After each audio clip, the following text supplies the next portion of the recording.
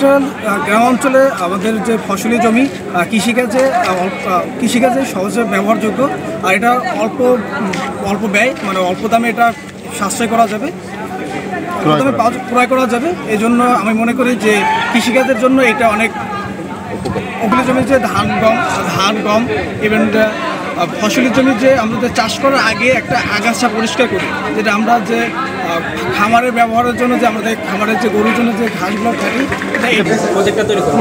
তো আমরা আমাদের ডিপার্টমেন্টের প্রধান শিক্ষক স্যার ওনার কাছ থেকে আইডিয়া নিলাম, তারপরে আমরা এই প্রজেক্টটা তৈরি করছি। মূলত কাঁচামাল আমাদের বিভাগীয় প্রধান স্যারের মাধ্যমে আমরা কলেজ থেকে পাইছি, এবং সবগুলো আমরা পাইনি, কিছু কিছু জিনিস আমাদের বাইরে থেকে আনতে হয়েছে।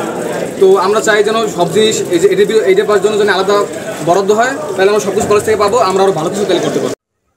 আমাদের দেশে যে অন্য যে ঘাস কাটার মেশিনগুলো আছে, আর এটার ভিতরে পার্থক্য হলো যে অন্য ঘাস কাটার মেশিন একটা হলো যে বিদ্যুতের সাহায্যে চলে, আর একটা হলো যে জ্বালানির সাহায্যে চলে। আর এটার ভিতরে পার্থক্য হলো আমাদের এটা হলো সৌরবিদ্যুৎ চালিত।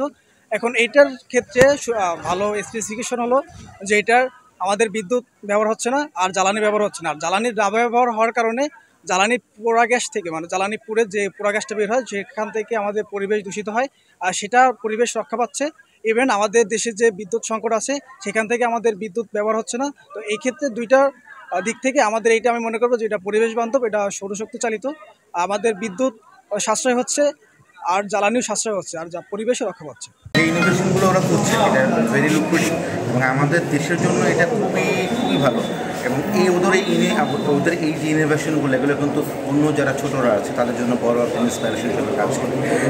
আমরা বাইরে থেকে অনেক জিনিস কিনে আমরা দেশেও এই ছোটোদেরকে ইন্সপায়ার করে ভালো কিছু পেয়ে যাচ্ছি আজকাল, যতগুলো ইনোভেশন আমরা দেখলাম।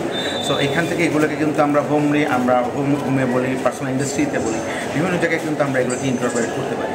সো আই থিঙ্ক যে এই জায়গাটাতে যদি গভর্নমেন্ট একটু এগিয়ে আসে, সেক্ষেত্রে নতুন মেধাগুলো সুযোগ পেল, একই সাথে নতুন যারা আসতে চাচ্ছে, যারা শিখতে চাচ্ছে, সেখানে তারা ইন্সপায়ার হলো। বরিশাল পলিটেকনিক ইনস্টিটিউটের সপ্তম পর্ব ফাইনাল ইয়ারের পাওয়ার ডিপার্টমেন্টের ছাত্ররা সেমিস্টার একটা সাবজেক্ট আছে প্রজেক্ট তৈরি, সেই প্রজেক্টের সুপারভাইজার আমি ছিলাম, গাইড টিচার ছিলাম। এর আন্ডারে ওরা প্রায় 8টা প্রজেক্ট তৈরি করেছে।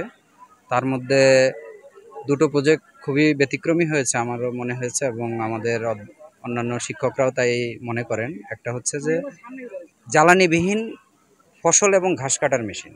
এই প্রজেক্টটাও বেশ ইউনিক। এটা হচ্ছে পুরোপুরি পরিবেশ বান্ধব, এটা চালাতে কোনো প্রকার জ্বালানি লাগে না, অর্থাৎ ডিজেল, পেট্রোল, অকটেন, বিদ্যুৎ কোনো প্রকার জ্বালানি লাগে না, ফলে এটা পুরোপুরি পরিবেশ বান্ধব।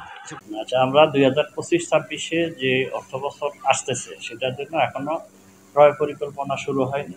জুলাই মাসে আমরা ক্রয় পরিকল্পনা করে এটি অধিদপ্তরে প্রেরণ করব। এটা হয়তো মোস্ট প্রবাবলি সেপ্টেম্বরের মধ্যে বাজেটটা আসতে পারে। যখন সেপ্টেম্বরে এই বাজেটটা আসবে, তখন আমরা যেই পরিকল্পনা আমরা করেছি সকল শিক্ষকদের মতামত নিয়ে, সেই অনুসারে যদি আমরা বাজেট পাই এবং সেই বাজেট নিলে আমরা ইনশাল্লাহ এই যে ক্রয় কার্যক্রম করব, সেই ক্রয় কার্যক্রম যদি সফলভাবে করতে পারি, তাহলে আমাদের এই ব্যবহারিক ক্লাসে বান্ডেল থাকলে প্রতি সেনমানিতে টাকা বাঁচবে। বিকাশ সেনমানি বান্ডেল কিনে জিতুন প্রতি লেনদেনে। শুরু হয়েছে standard charter channel i agro অ্যাওয়ার্ডের 10ম আয়োজনের মনোনয়ন গ্রহণ। এবার নতুন ক্যাটাগরি বছরের সেরা ছাদ কৃষক সহ মোট 13টি ক্যাটাগরিতে পুরস্কার প্রদান করা হবে। মনোনয়ন গ্রহণ চলবে আগামী 15 জুলাই 2025 তারিখ পর্যন্ত। বিস্তারিত জানতে ভিজিট করুন www.agroaward.com এবং ফোন করুন 018737000556 এই নম্বরে।